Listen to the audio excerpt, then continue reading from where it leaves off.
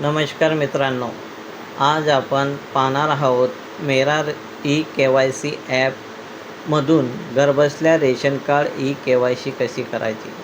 सर्वप्रथम आपण प्ले स्टोअरमध्ये जाऊन मेरा ई-के-वाय-सी ॲप डाउनलोड करावा. तसेच आधार फेस ॲप डाउनलोड करून मेरा ई-के-वाय-सी ॲप ओपन करून त्याच्यात स्टेट निवडायचं आहे.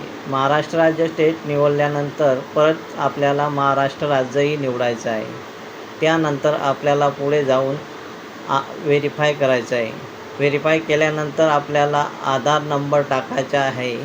त्या आधार नंबर टाकल्यानंतर जनरेट OTP सिलेक्ट करा. जनरेट OTP सिलेक्ट केल्यानंतर तुम्हाला पुढे जाऊन आपल्या मोबाईल नंबरवर OTP येणार.